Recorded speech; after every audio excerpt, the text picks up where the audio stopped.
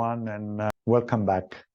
I had the thought the other day that I spend a lot of time in audiobooks and reading books because I believe reading books or listening to audiobooks, it gives joy, and you learn so much from other people's lives and experience that it takes a lifetime of experience and life and thoughts to put in a book, and you read it in a few hours or many days or weeks, and adds value a lot quicker than you try to experience this knowledge if you ever able to experience or gain this knowledge by yourself.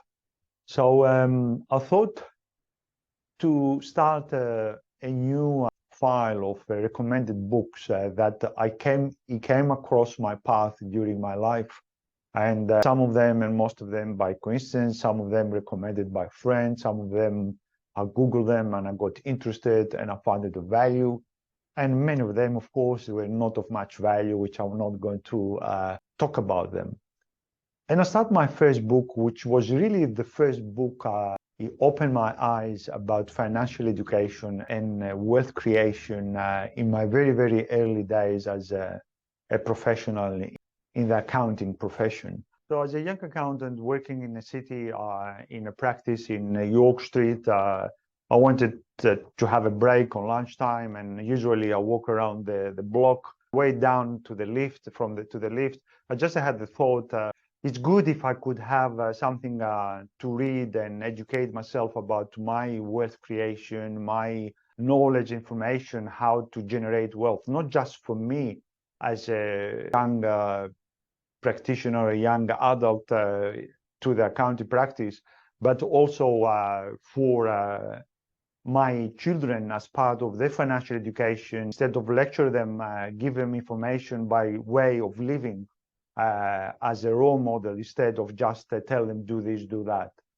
And to my great surprise, I just around the corner, he came across a Dimox in the city, and I went inside. The a little bit older lady than me asked me if I need anything. I said, no, I'm browsing. So I went through all the aisles, right, left, front and back. And then I went to the business section. I didn't like this. I didn't like this. That in the middle of many, many books that they looked half interesting, it was a little book that it was just hidden in between. And it just attracted my attention. What this book, so humble, saying nothing, not really fancy covers with beautiful pictures and handsome man and Hollywood style graphic design. And I took this little book, which is very small, and with the name Richest Man in Babylon. As you can see, it's a very small book, 144 pages. I've read through the index, then I've read, as usually do, the back, some comments. Of course, every comment at the back of every book is a great comment and praise the book. But I don't know why it attracted me. I just have some affinity to the name Babylon, to the name The Richest Man in Babylon. It just looked so beautiful title. And without thinking second more, I just went to the counter, I paid it, and I did my walk, and I went back. On my way back to home in the train, I started reading the book, and that's it. I fell in love with that book. I fell in love with any word and every word I was reading. I didn't stop reading all the way, 55 minutes travel. And the next morning the same, the next afternoon the same, till I finished it. And because, of course, there were a lot of English words that I couldn't grasp because it is written in a bit more older English language, which gives extra taste, really, extra flair in the presentation of the story. I've done the second reading at home with a lexicon, with a dictionary to see, to understand every single word that I couldn't grasp when I was reading in the train. And you probably ask me why you like so much this book. And the answer is probably simple. The book is written about a slave in the ancient Babylon, 2300 BC, how he became from a slave to the richest man in Babylon. And then he narrates the story to the younger generation, to the people around the town, that they ask him, how do you become so wealthy? And how you become so capable of creating that wealth and maintain that wealth all these years. And he narrates the story backwards and forward. It's a beautiful story to read, even if you just interested to read a novel. But the information and the knowledge the book has behind the narration of this story is so deep and so meaningful and so valuable, because it doesn't talk about how to create wealth step by step. What is the right steps to take for you to create wealth? It doesn't say buy shares and buy property and do this and do that, but it does in an indirect way. And it does how you do it, and how you get advice, and how you get the savings. And it deals with subjects like, for example, how to maintain your wealth, how to control your expenses, how to ensure your future income, how to increase your ability to earn, which is so much modern, but is written in 1940s. And the story, of course, is narrated as in 300 BC in the ancient Babylon, which makes it more interesting. And there is this comparison of the time limitless slave and become a great master of the city. And you can see this applies even in today's society in 2023, that some people, they feel slaves to the jobs, they're slaves to the environment they're born, they're slaves to whatever circumstances they have, and they cannot see way out. But there is way out, and there is how to get out. This book gives a little bit of this light at the end of the tunnel if you practice what it suggests, which is very easy to practice, and at the same time you need discipline to practice. You can really create a lot of wealth and achieve a lot of things.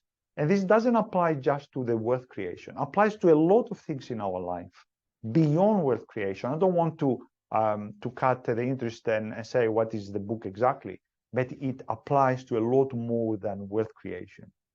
And the other thing I really like about this book is because it doesn't talk about wealth creation as per se, but it talks about you, the person himself when he was a slave, the qualities he had as a person, who became slowly, and who developed himself to become from a slave to become the richest man. Also, it talks about the opportunity, that he was ready for that opportunity to be grasped. He didn't wait for the opportunity and then get ready. He was already ready for that opportunity. It came, the luck, the blessing, the universe worked for him, but he was ready to take this opportunity to jump to the next level, and then to the next, and then to the next. The other thing I like is it's quite systematic. It's easy to grasp. It's easy to implement.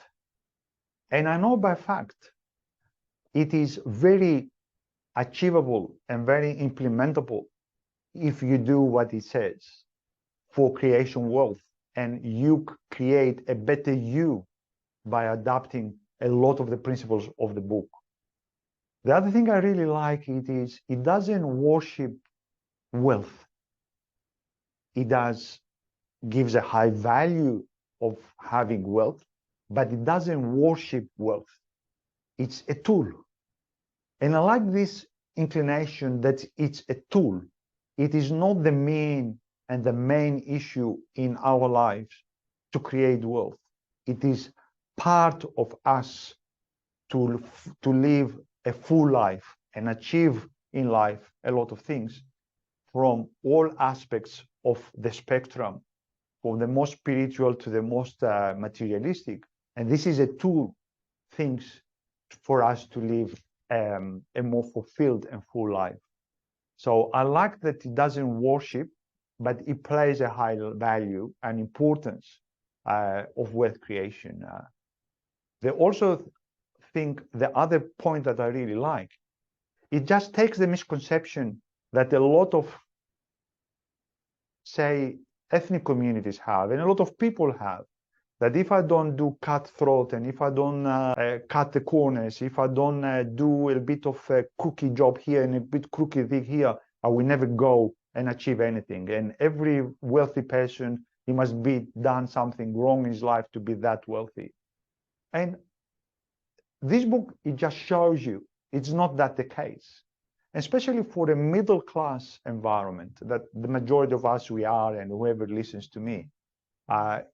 It is really very achievable to achieve this level of high wealth by integrity, by loyalty, with respect to others, with giving more than try to take, with sincerity for everything you do, for every interaction you have.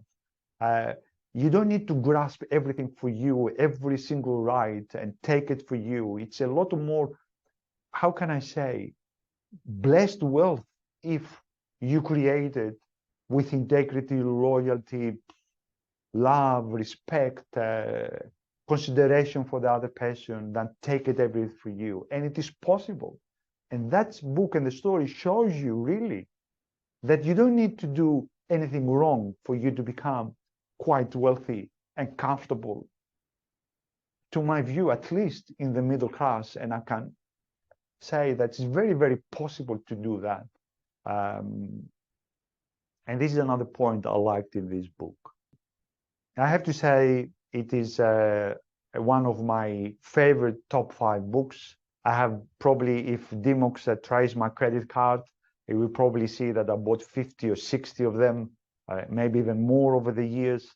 I gave to all my children, my family, friends, relatives, people I met first time in a train, and we have a deep and meaningful conversation, and I was very grateful for that. And I posted one for them, all sorts of people. And the reason for that is, if this little book gave so much for me, why shouldn't give to others this choice for them to have the same impact in their life, this little story, as it had impact to me and my family. And that's the reason I done and I'm starting this sort of podcast and communication to the outside, that things that have a positive impact on me, a lot or a little, to share with other people, and then maybe they have these books a similar impact or a better impact to you, the listener, than it had me, especially if you apply them. So I hope you enjoy that. Till the next time, have a good day.